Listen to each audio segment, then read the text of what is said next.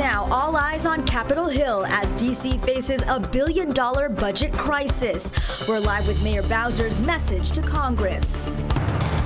We're looking to stay on the chillier side as we head into your Monday night, but we'll let you know if temperatures could rebound as we head into your Tuesday and Wednesday. Talk about a garbage situation. Yeah, man, it's real bad. It's real bad. Mounds of trash piling up on this D.C. block, and it's only getting worse. I haven't seen it like this. My eyes haven't seen things like this. To say it stinks is an understatement. Now neighbors are trying to take matters into their own hands. New clues in the disappearance of a missing college student from Virginia. What investigators are honing in on 11 days after she was last seen in the Dominican Republic. Spring break is in full swing and the rowdiness has begun. The story behind an all-out brawl now going viral. You're watching the station covering all of the DMV. This is DC News Now. And thank you for joining us for DC News Now. Happy St. Patrick's Day, everyone. I'm Liberty Simmons in for Mark Hall and Annalisa Gale, who have the day off. Developing now at 4, an investigation is underway following a reported threat against a middle school in Montgomery County. Police say the threat was made against Parkland Middle School in Rockville. Students there, along with students at nearby Brookhaven Elementary School, went into a shelter in place just before noon. Police gave both schools an all clear just after 1 o'clock. They say they are still investigating the source of the threat. Stay with DC News Now for updates.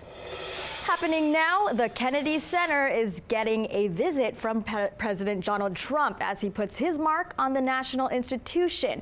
You're taking a live look out there right now. And this is President Trump's first time at the performing arts venue since he was appointed as the chair by himself and purged the previous board. Trump and his allies complained the Kennedy Center had become too woke with its programming. And during today's visit, he's expected to take a tour and preside over a board meeting, and we'll keep you updated. Staying in the district, the D.C. government says it will meet all financial obligations despite its current budget being in limbo. This after Congress passed a federal spending bill Friday. That bill cuts D.C.'s budget by $1 billion immediately. D.C. News Now's Marielle Carbone has been following this story for us. And Marielle, the good news is the Senate did pass a separate piece of legislation to keep D.C.'s budget whole.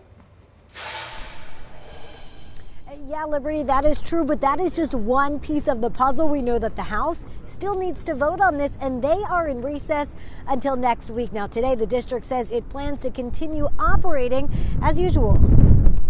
After days of lobbying at the Hart Building. It's shameful that Congress is meddling in our budget. Senators voting Friday on legislation to allow D.C. to continue operating as is, despite passing a federal funding bill that would send D.C. back to 2024 spending levels, cutting $1 billion from D.C.'s budget. All this bill does is to continue to ensure that D.C. receives what it is owed. Our home rule is limited, but our voices have been heard. Monday, Mayor Muriel Bowser saying D.C. will meet its financial obligations, while acknowledging the city is still in limbo as it waits on the House to vote next. We're going to keep working with the Congress until its final passage. In the meantime, the district is working on 2 financial plans. One if the House follows suit and approves the legislation. One if it doesn't. At this point, Bowser says there will be no immediate cuts, layoffs, or furloughs. We're midway through, and even with reverting to a 24 budget, there is no department in the government that is exceeding that. So we are proceeding just as we did last week. District leaders reminding Congress members what's at stake. These are local dollars. These are not federal dollars. That the cuts that the continuing resolution would have doesn't benefit the federal government in any way. And we know that the House is expected to come back from its recess on Monday. In the meantime, the mayor says she's continuing to have those discussions with Congress. Specifically, she has been talking to members of staff for Representative Comer as well as Speaker Johnson. Reporting live downtown, I'm Marielle Carbone, DC News Now.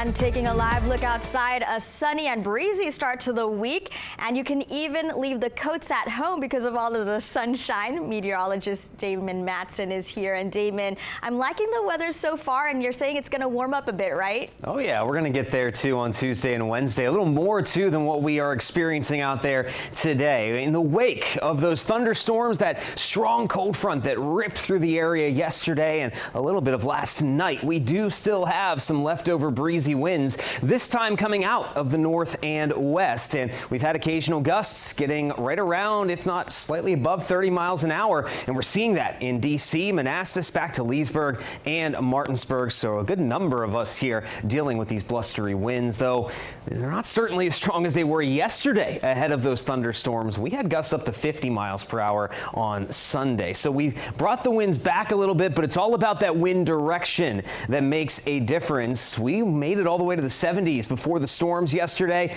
Today, unfortunately, we are on the chillier side compared to that. We're in the middle to upper 50s from DC and I-95 eastward. Some of our western counties, western communities, upper 40s. That is it. So we're going to hold on to a little bit of a chillier feel as we go into the night tonight. Any clouds that are left over out there, though, will get kicked out of here by those gusty northwest winds as temperatures do start to fall even more into the night. So we have a little bit of this chilly feel lingering into Tuesday morning. But how much are temperatures expected to rise once we get into the day tomorrow and as we keep on rolling toward the middle of this week? We'll have a full look at your forecast coming up here in just a bit.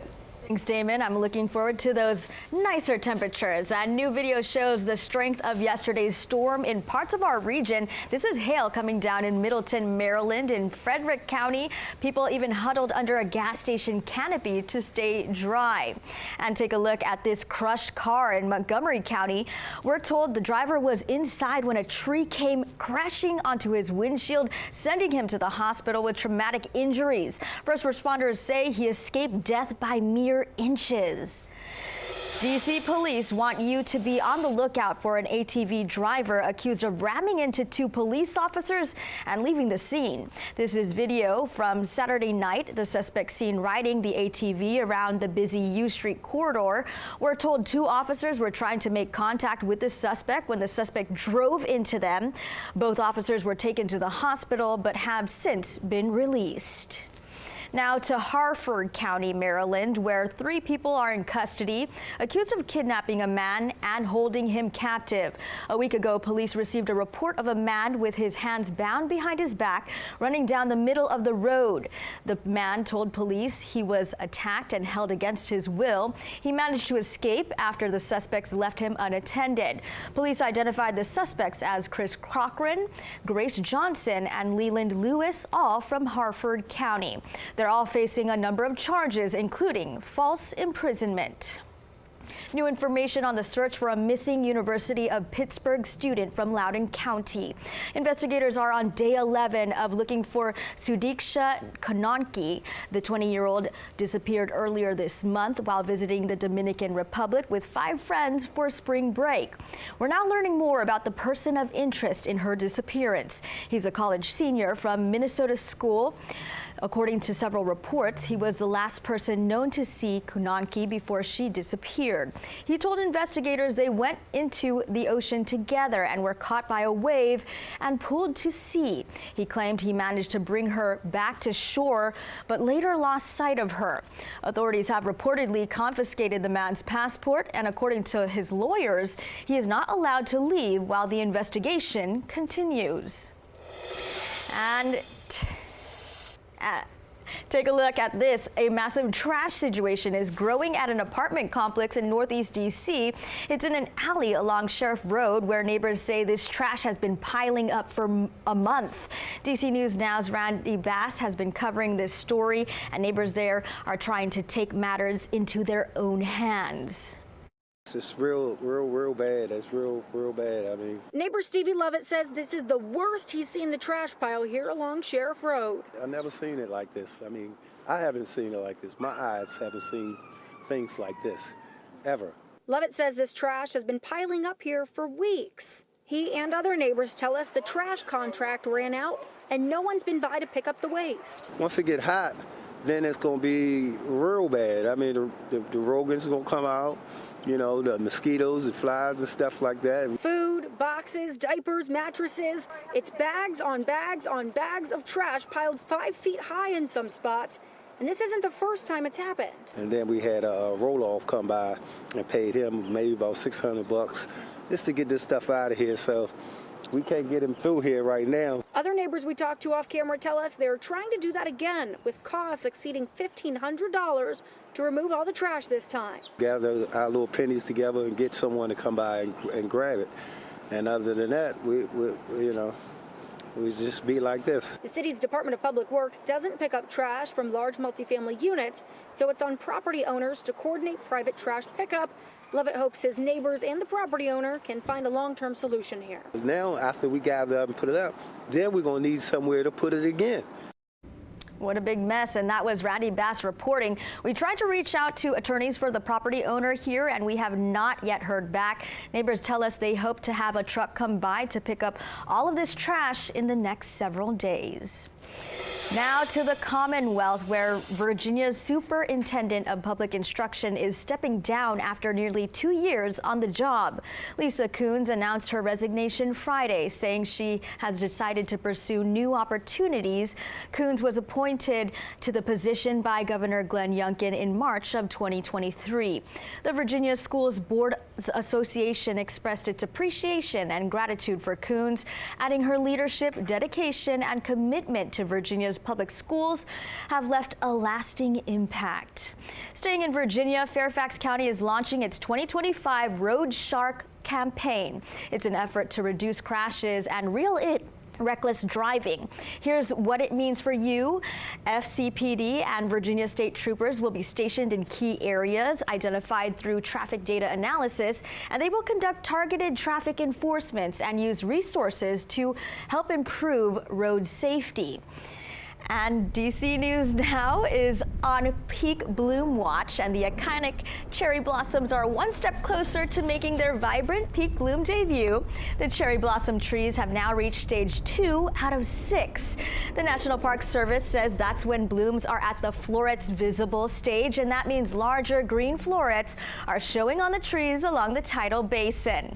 The next stage is stage 3, when folks will see an extension of the florets, but the trees still have 4 more stages to go before they reach peak bloom. I can't wait. Honestly, I'm so excited to see them when they come out and blossom. I'm sure it'll be amazing. And those cherry blossoms are expected to reach peak bloom between March 28th and 31st. And Damon, are you going to be out there? I don't know about this year. I did the whole thing last year. I got a chance to see everything. A little busy this time of year. How about you? You're going to go down there this year too? Maybe. Okay. So will the weather help them out, the blossoms, at all? If we can get the warmer temps and a little bit of rain, we could use some rain to help them out too with how dry we've been. So if we can get that little bit of a combination, we'll be set.